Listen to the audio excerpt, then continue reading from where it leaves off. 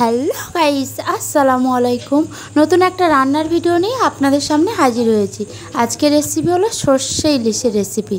তো এখানে ইলিশ মাছগুলো আমি কেটে পরিষ্কার করে ভালো করে ধুয়ে নিয়েছি। তারপরে এর মধ্যে আমি হলুদ গুঁড়ো অ্যাড করে দিচ্ছি আর নুন অ্যাড করে দিচ্ছি।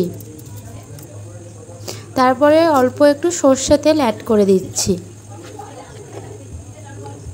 দিয়ে ভালো করে হলুদ, নুন আর সর্ষে তেল দিয়ে ইলিশ মাছগুলো ম্যারিনেট করে নেব।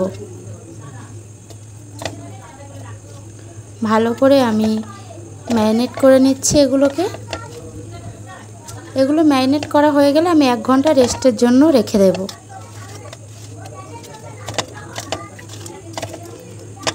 তো আমার ম্যারিনেট করা হয়ে গেছে।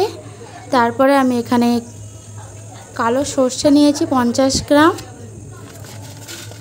এর মধ্যে আমি সাদা সর্ষে দিয়ে দিচ্ছি 25 গ্রাম, আর দিয়ে দিচ্ছি 3টে কাঁচা লঙ্কা। আর এর মধ্যে আমি পোস্ত দিয়ে দিচ্ছি আর অল্প একটু নুন অ্যাড করে দিচ্ছি, কারণ নুনটা দিলে সর্ষের তিতো ভাবটা কেটে যাবে। দিয়ে ভালো করে এটা আমি মিক্সিতে পিষে নিচ্ছি। তারপরে আমার মিক্সিতে পেষা হয়ে গেছে। এটাকে একটা আমি জায়গাতে রেখে এর মধ্যে জল অ্যাড করে দিচ্ছি, দিয়ে এটাকে ভালো করে আমি ফেটে নেব। কারণ এই সর্ষের খোসাগুলোকে আমার আলাদা করে নিতে হবে। সর্ষের খোসাগুলো থাকলে সর্ষে ইলিশের ভালো টেস্ট আসে না। তো আমার এখানে হয়ে গেছে। তারপরে আর একটা আমি পাত্র নিয়ে এটাকে ছেঁকে নিচ্ছি ভালো করে। এরকম একটা ছেঁকুনি দিয়ে ভালো করে আমি ছেঁকে নিচ্ছি। এইভাবে আস্তে আস্তে করে আমি পুরোটা ছেঁকে নেব।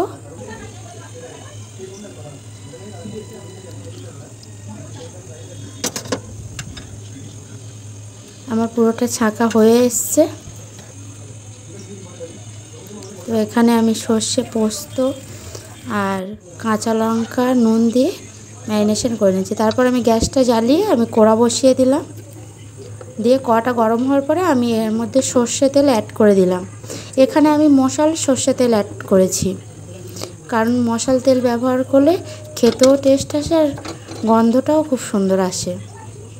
তারপর আমি হলুদ গুঁড়ো অ্যাড করে দিচ্ছি তেল গরম হওয়ার পরে। দিয়ে একটু ভালো করে হলুদটা 2 মিনিট একটু ভালো করে তেলের সঙ্গে ফুটিয়ে নিচ্ছি। তারপরে আমি সেই সর্ষে, পোস্ত আর কাঁচা লঙ্কার মিশ্রণটা দিয়ে দিলাম। দিয়ে ভালো করে আমি এটাকে নেড়ে দেব। এটা ফোটা অপেক্ষা আমি যখন ফুটে উঠবে সেই জন্য আমি অপেক্ষা করব। তোমার ফুটে গেছে। ম্যারিনেশন করা মাছটা আমি দিয়ে দিচ্ছি এর মধ্যে একটা একটা করে।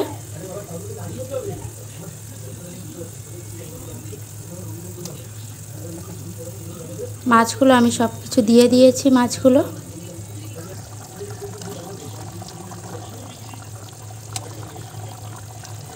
ভালো করে আমি মাছগুলো দিয়ে দিলাম সর্ষের মধ্যে।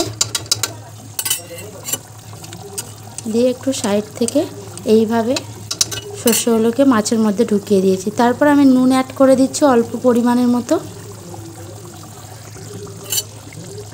দিয়ে ভালো করে 1 পিঠ ফোটা হয়ে গেছে। আবার আমি মাছগুলো উল্টে দিয়েছি আর 1 পিঠ ফোটার জন্য। তো এই পিঠ সিদ্ধ হয়ে গেছে। তো আমি আরও 1 পিঠ আমি দিয়ে দিচ্ছি উল্টে ভালো করে সবগুলো মাছ।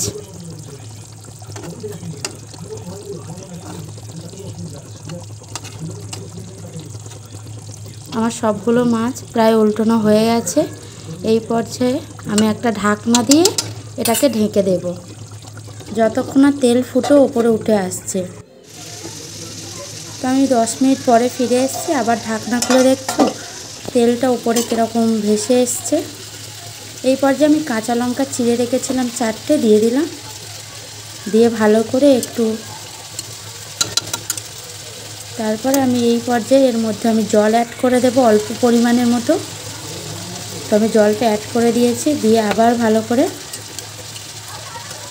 আর সর্ষে ইলিশে না জলটা একটু কমই ব্যবহার করব, যাতে খেতে খুবই টেস্টি হয় আর গন্ধটাও খুব সুন্দর হয়। তো আমি ভালো করে নেড়ে চেড়ে আবার ঢাকা দিয়ে দেব 15 মিনিটের জন্য।